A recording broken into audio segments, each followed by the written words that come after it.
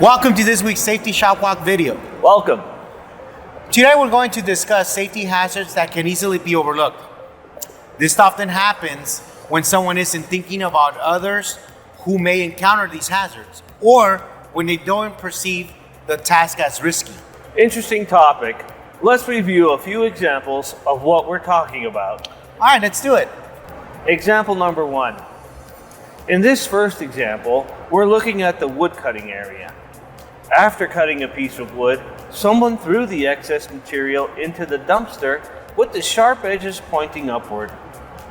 This is a hazard because someone could walk by and accidentally poke themselves on the sharp edges. The safer practice would be to break down the wood into smaller sections to avoid sharp edges sticking out. This section might have happened because the person thought cutting the wood posed minimal risk, or they simply didn't want to take the time to break it down properly. Example number 2, the risk of crushing your fingers or hands during an inspection process. We had an employee set up a piece of plate on a wood block to perform an inspection of the drilled holes. This piece weighs over 50 pounds and is positioned at the edge of the wood blocks and uses the space underneath the metal piece as a table for his notepaper. This setup created a risk of possibly crushing their hand or fingers if the metal plate were to fall. All it would take is someone to accidentally bump the table, causing the blocks to shift and the metal plate to fall. A safer approach would be to either move the blocks further in or use 3 blocks to fully support the metal bar, preventing any accidents. Example number 3, cable track trip hazard. In this next example, electricians ran cables to power the autoclave but failed to properly close the cable track, leaving it open. The purpose of the cable track is to keep cables from being a tripping hazard, but leaving it open creates exactly that. The person who installed the cable was likely rushing to complete the task in time for testing, but they didn't stop to consider the hazard they were creating by leaving the cable track open. The correct thing to do would be to ensure that the cable fit into the track correctly and the track lid closed securely and flush. Example number 4. Lastly, here we see a painting bucket placed on a table, but part of it is hanging off the edge.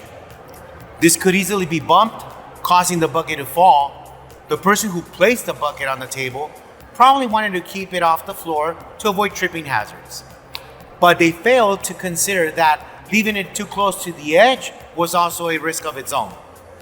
The correct thing to do is to put the paint bucket towards the center of the table, or put the paint bucket away if you're done painting.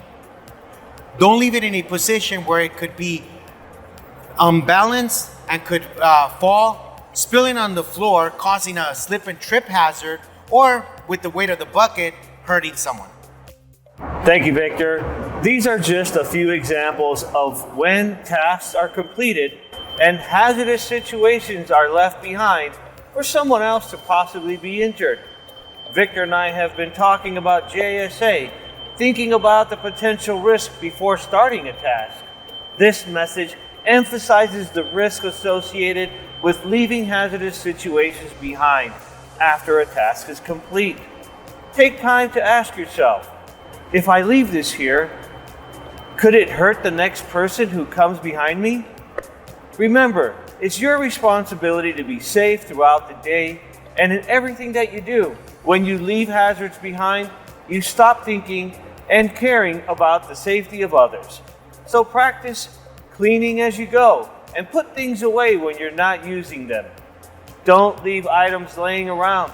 Ask yourself often, could it hurt my coworker? Be considerate of others. Make sure that you don't leave things behind that can hurt other people. Thank you for watching, and we'll see you in the next video. Bye-bye.